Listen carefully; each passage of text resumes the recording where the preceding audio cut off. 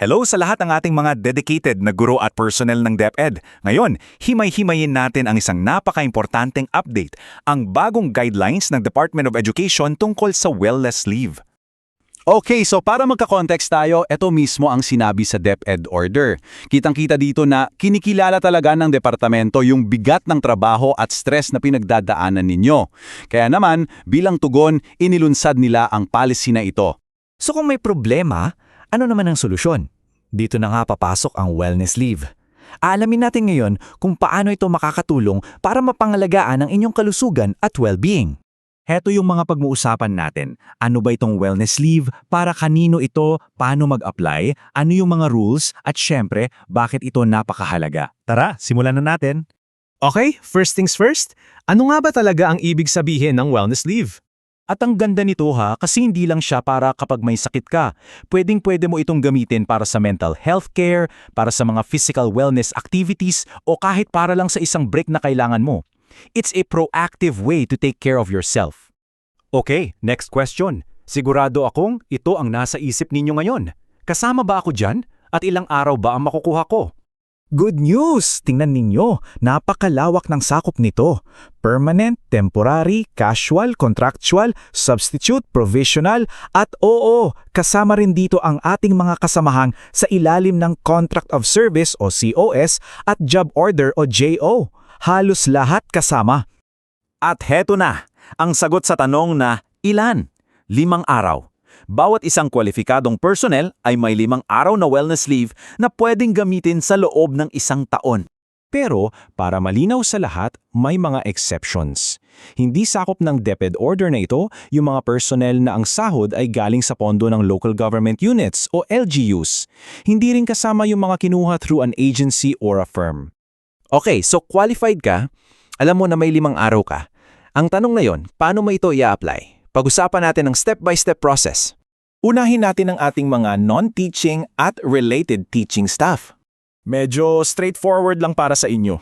Kukuha lang kayo ng CSC Form number 6 at ito ang pinaka-importante, sa ilalim ng others, isusulat nyo lang ang wellness leave. Tapos isumitin na for approval. Ganun lang kasimple. Ngayon, para naman sa ating mga guro, halos pareho lang pero may konting dagdag sa proseso ng approval. Okay, para sa mga teachers, 4 na hakbang. Same form, CSC Form 6. Pero, kailangan mo na itong dumaan sa inyong school head for recommendation. Pagkatapos, ipapadala ito sa Assistant Schools Division Superintendent or ASDS para sa final approval. Once approved, ang HRMO o Human Resource Management Office na ang bahalang mag-update sa records ninyo. At teka, para sa ating mga COS at JO personnel, may sarili kayong form ha? Ito yung Annex A. Para sa lahat ng iba, huwag malilito, CSC Form number 6 pa rin ang gagamitin ninyo. Sige, alam na natin kung paano mag-file, pero ano naman yung mga patakaran? May mga dapat pa tayong tandaan para magamit ito ng tama? Let's find out. Ito, napaka-importante.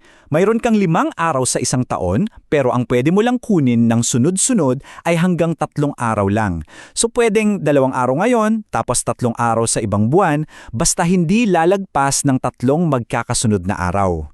Usually, kailangan mong i-file ang leave in advance. Pero paano kung emergency? Well, ito ang definition ng emergency case. Hindi lang ito sakit. Kasama dito ang mga biglaang pangyayari na grabing nakaapekto sa mental o emotional state mo to the point na hindi mo na kayang magtrabaho. At sa mga ganitong sitwasyon, simple lang ang rule. Unahin mo ang sarili mo. Mag-focus ka sa kailangan mong gawin. At kapag okay ka nang bumalik sa trabaho, doon mo palang ifo-file agad ang iyong leave application. Ito, pakiusap, tandaan niyo pong mabuti. Ang wellness leave ay use it or lose it. Ibig sabihin, hindi ito naiipon para sa susunod na taon. Kung hindi mo nagamit ang 5 araw mo pagdating ng December 31, forfeited na ito. Sayang, di ba? So gamitin ninyo. Para matapos ang ating usapan, balikan natin kung bakit nga ba may wellness leave in the first place.